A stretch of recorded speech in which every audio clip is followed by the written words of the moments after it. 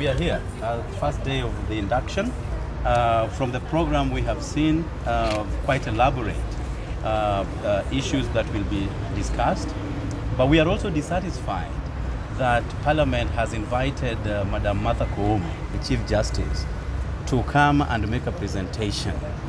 Two things. One, there is nothing new that Madam Koome can bring on board to members of Parliament, because we all have copies of the Constitution and we also have copies of the standing orders. Number two, we believe that whatever she's bringing here today is full of hot air, is an unproven hypothesis, is red herring, and all the negative attributes that she described our petition with.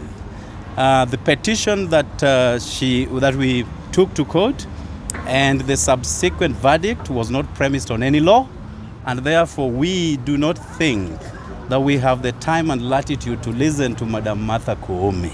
We will respectfully walk away when she shows up to make that presentation. She does not interpret the law as it ought to be. The judgment that she rendered was full of insults. I don't think we deserve the kind of insults that she directed our way. Thank you. I think to continue where my colleagues has left off, generally a court of law is a court of law. We expect judges and people sitting in the judiciary to be people of good mannered, good temper, so that whatever judgment they render is not to be full of insults, innuendos, and things generally that do not make sense. We ask her that when she comes, if she happens to come, or any opportunity, she has time to redeem the image of the judiciary as a judiciary that respects the people of Kenya, that actually does the will of God, so that whatever judgment they render should not be a judgment of insults and things that do not make any sense. As much as reforms are going everywhere, in the executive and the legislature, it's also time the judiciary needs to embark on reforms, so that whatever judgment they render, everybody is satisfied with the judgment, so that wherever they go, they are okay with it. It's even more appalling that the Supreme Court has got the final say in all the judgments in this country.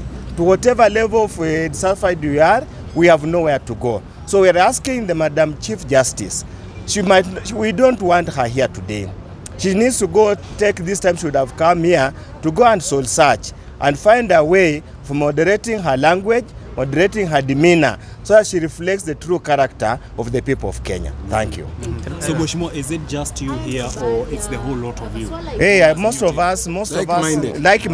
And we, as Jared has said, we members of AZIMIO, those of us who understand what judgment ought to be about, those of us who have been brought up in Christian families, we take extreme offense in the manner and the language she used, and we will respectively just walk out on her so that she can address those who probably have made insults as part of the agenda in this life. Thank you. And finally, you know, you never invoke the name of the Lord in vain. I was perplexed that she went to campaign in her village in a funeral, and she said that that decision was inspired by God who lives in heaven.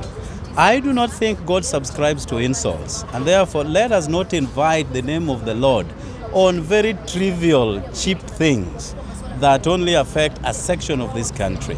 And therefore, on behalf of the judiciary, let me say that God should just forgive us for such transgressions. In fact, the most important thing here is that if people wanted judgment by God, then they will go to a pastor.